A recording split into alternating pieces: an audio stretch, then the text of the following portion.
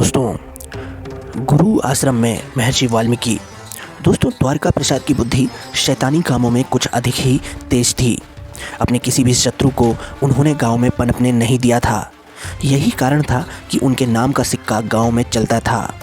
पूरा गांव उनकी बातों को टालता नहीं था। और फिर उनके दिमाग में एक ऐसी योजना आ ही गई जिससे कि सांप भी मर जाए और लाठी भी न टूटे। दोस्तों, पंडित जी अग्नि के पिता से मिलने जब स्वयं उनके घर पहुंचे तो अग्नि के पिताजी ने आश्चर्य से उनकी ओर देखते हुए कहा, आज सुदामा की झोपड़ी में प्रभु स्वयं कैसे चले आ रहे हैं?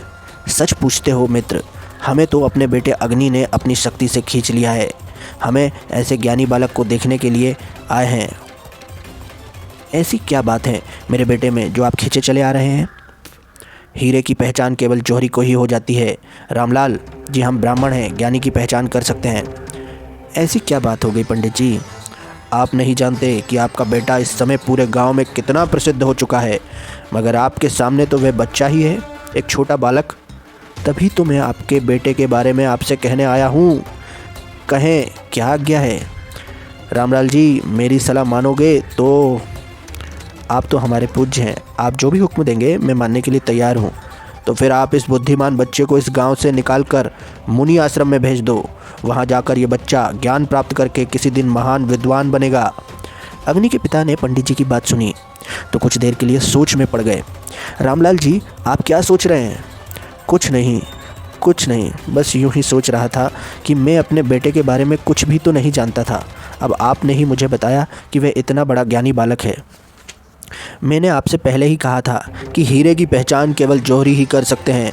आम आदमी के लिए तो वह केवल एक पत्थर होता है, साधारण पत्थर।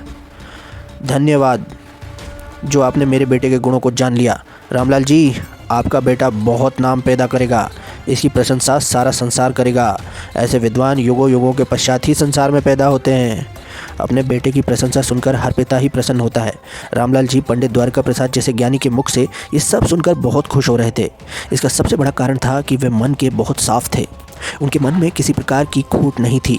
उन्हें क्या पता था कि पंडित द्वारका प्रसाद दोहरी चाल चल रहे हैं। वे अपने आप को बचाने के लिए ये सब कहानियां घड़ रहे हैं।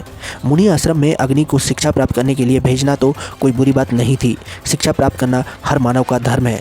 शिक्षा के बिना तो ज्ञान प्राप्त नहीं होता। ये सब बातें तो रामलाल भी अच्छी तरह जानता था।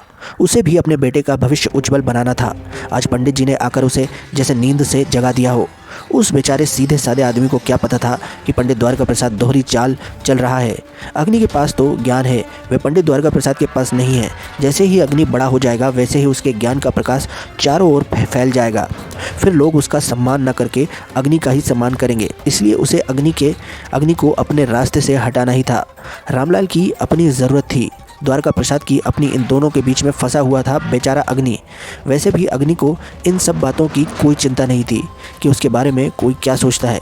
वह तो इस संसार में कुछ नया ही करना चाहता था, कोई चमत्कार करना चाहता था।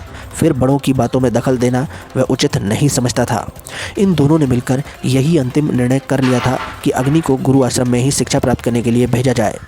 तो दोस्तों, इसके आगे की महर्षि वाल्मीकि कथा के लिए आप हमारा पार्ट 3 देख सकते हैं और ऐसे ही इंटरेस्टिंग फैक्ट्स के लिए आप हमारे इस चैनल पर बने रह सकते हैं।